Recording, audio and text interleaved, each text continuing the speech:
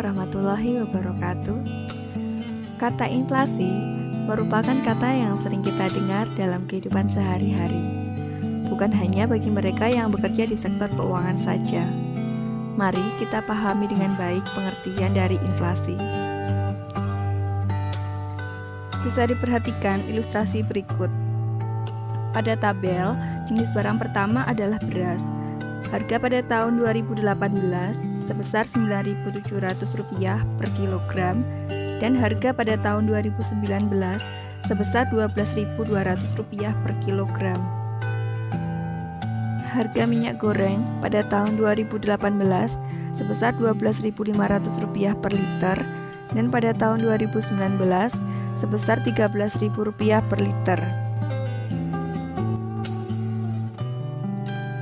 Harga bawang putih pada tahun 2018 sebesar Rp33.197 per kilogram dan pada tahun 2019 sebesar Rp45.500 per kilogram.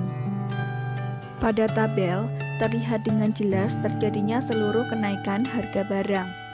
Dan apabila hal ini terjadi secara terus-menerus, pada akhirnya akan membuat kemampuan kita untuk membeli barang akan menurun. Inilah yang disebut dengan inflasi. Jadi, inflasi bisa diartikan bahwa naiknya harga-harga barang dan jasa di suatu negara dalam jangka waktu panjang atau berkelanjutan yang disebabkan oleh ketidakseimbangan antara ketersediaan barang dan uang. Kemudian teori inflasi. Yang pertama, menurut teori kuantitas, menyatakan bahwa semakin banyak uang yang beredar, maka harga-harga akan naik. Yang kedua, menurut teori struktural, inflasi juga dapat terjadi ketika produsen tidak bisa mengantisipasi dengan cepat terjadinya kenaikan permintaan akibat pertambahan penduduk. Ketiga, berdasarkan teori Keynes, inflasi bisa terjadi ketika suatu golongan masyarakat ingin hidup melebihi batas kemampuan ekonominya dengan membeli barang dan jasa secara berlebihan. Sesuai hukum ekonomi, semakin banyak permintaan, sedangkan penawaran tetap, maka harga-harga akan naik. Kemudian penyebab inflasi. Yang pertama, meningkatnya permintaan atau demand pull inflation. Inflasi ini terjadi disebabkan karena peningkatan permintaan untuk jenis barang atau jasa tertentu. Dalam hal ini, peningkatan permintaan jenis barang atau jasa tersebut terjadi secara menyeluruh yang dapat menyebabkan harga barang naik. Bisa kalian perhatikan kurva pergeseran permintaan dengan penawaran tetap. P ini adalah harga barang, sedangkan Q jumlah barang yang diminta. Pada saat permintaan belum mengalami kenaikan, keseimbangan berada pada titik A. Pada titik itu, terjadi pertemuan antara kurva permintaan D dengan kurva penawaran S, di mana harga berada pada titik P0 dan jumlah barang sebesar Q0. Karena terjadi kenaikan permintaan, maka kurva permintaan akan bergeser menjadi D1 dan titik keseimbangan bergeser ke titik B. Dengan bergesernya kurva permintaan ini, harga dan jumlah barang akan mengalami kenaikan, yaitu berada pada P1 dan Q1. Kenaikan harga ini akan menyebabkan terjadinya inflasi. Yang kedua, meningkatnya biaya produksi atau cost pull inflation. Inflasi yang terjadi karena meningkatnya biaya produksi. Adapun peningkatan biaya produksi disebabkan oleh kenaikan biaya faktor produksi, kelangkaan produksi, dan kelangkaan distribusi. Hal ini yang dapat menyebabkan harga produk yang dihasilkan akan mengalami kenaikan, sehingga terjadi inflasi. Perhatikan kurva pergeseran penawaran dengan permintaan tetap. Dari kurva tersebut bisa kita lihat bahwa pada saat kurva penawaran S dan permintaan D berada pada kondisi normal, harga berada pada titik P0, sedangkan jumlah barang sebesar Q0. Setelah terjadi kenaikan biaya produksi, penawaran akan mengalami penurunan, sehingga kurva penawaran akan bergeser ke kiri S1 dan harga akan mengalami kenaikan menjadi P1, sedangkan jumlah barang akan mengalami penurunan sebesar Q1. Yang ketiga, inflasi campuran atau mixed inflation. Inflasi ini terjadi akibat kenaikan penawaran dan permintaan yang disebabkan oleh ketidakseimbangan antara keduanya. Misalnya, ketika permintaan pada barang atau jasa A meningkat, lalu menyebabkan persediaan barang atau jasa A turun, sedangkan pengganti atau substitusinya terbatas atau tidak ada. Ketidakseimbangan ini akan mengakibatkan terjadinya inflasi. Kemudian, jenis-jenis inflasi berdasarkan kenaikan harga. Yang pertama adalah inflasi ringan, yaitu inflasi yang persentasenya berada di bawah 10%. Inflasi ini tidak begitu mengganggu perekonomian suatu negara. Yang kedua, inflasi sedang. Inflasi yang persentasenya antara 10-30%. Inflasi sedang belum membahayakan perekonomian suatu negara, tetapi inflasi ini menurunkan kesejahteraan bagi orang-orang yang berpenghasilan tetap. Karena orang yang berpenghasilan tetap hanya dapat membeli barang dan jasa yang harganya naik sesuai dengan penghasilan yang mereka dapatkan. Yang ketiga, inflasi berat.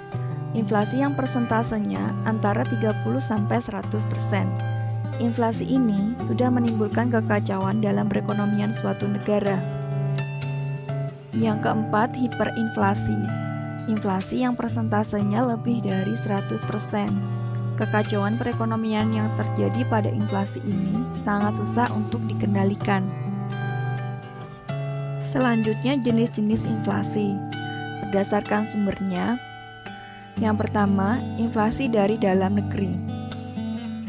Penyebabnya yaitu meningkatnya jumlah uang yang beredar di masyarakat, kenaikan harga barang atau jasa, permintaan masyarakat tinggi, suplai terganggu atau terbatas, biaya produksi naik, dan masih banyak lainnya. Yang kedua, inflasi dari luar negeri. Penyebabnya, harga barang-barang impor atau yang berasal dari luar negeri semakin mahal karena kenaikan harga di negara asalnya. Jenis inflasi berdasarkan besarnya cakupan pengaruh terhadap harga. Yang pertama, inflasi tertutup. Kenaikan harga yang terjadi hanya berhubungan dengan satu atau dua barang tertentu. Yang kedua, inflasi terbuka. Kenaikan harga yang terjadi pada semua barang secara umum. Yang ketiga, hiperinflasi. Serangan inflasi yang sangat hebat sehingga harga barang atau jasa terus berubah dan meningkat setiap saat.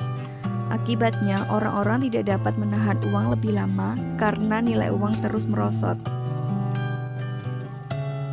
Kemudian, dampak inflasi terhadap perekonomian. Yang pertama, dampak inflasi terhadap pendapatan. Inflasi dapat memberikan dampak positif dan negatif terhadap pendapatan masyarakat. Pada kondisi tertentu, misalnya inflasi lunak, justru akan mendorong para pengusaha untuk memperluas produksi sehingga meningkatkan perekonomian. Namun, inflasi akan berdampak buruk bagi mereka yang berpenghasilan tetap karena nilai uangnya tetap, sedangkan harga barang atau jasa naik. Yang kedua, dampak inflasi terhadap ekspor. Kemampuan ekspor suatu negara akan berkurang ketika mengalami inflasi, karena biaya ekspor akan lebih mahal. Selain itu, daya saing barang ekspor juga mengalami penurunan, yang pada akhirnya pendapatan dari devisa pun berkurang. Yang ketiga, dampak inflasi terhadap minat menabung. Pada kondisi inflasi, minat menabung sebagian besar orang akan berkurang. Alasannya, karena pendapatan dari bunga tabungan jauh lebih kecil, sedangkan penabung harus membayar biaya administrasi tabungannya. Keempat, dampak inflasi terhadap kalkulasi harga pokok. Kondisi inflasi akan mengakibatkan perhitungan penetapan harga pokok menjadi sulit, karena bisa menjadi terlalu kecil atau terlalu besar. persentase inflasi yang terjadi di masa depan seringkali tidak dapat diprediksi dengan akurat. Kemudian perhitungan laju inflasi menggunakan perhitungan indeks harga konsumen. Rumusnya yaitu laju inflasi sama dengan IHKN dikurangi IHKN-1 dibagi IHKN-1 dikali 100, di mana IHKN yaitu indeks harga konsumen tahun tertentu dan IHKN-1 adalah indeks harga konsumen tahun sebelumnya. Contoh soal, IHK bulan Januari sebesar 118,71 dan IHK pada bulan Februari sebesar 118,28. Maka laju inflasi bulan Februari adalah, mari kita hitung bersama. Laju inflasi sama dengan IHK pada bulan Februari sebesar 118,28 dikurangi IHK bulan Januari sebesar 118,71 dibagi IHK pada bulan Januari sebesar 118,71 dikali 100, sehingga besarnya laju inflasi pada bulan Februari yaitu min 0,36%. Kemudian cara mengendalikan inflasi yaitu melalui kebijakan pemerintah. Yang pertama dengan kebijakan moneter, kemudian kebijakan fiskal, dan kebijakan lainnya. Masalah kebijakan pemerintah akan kita bahas di pertemuan selanjutnya. Terima kasih. Wassalamualaikum warahmatullahi wabarakatuh.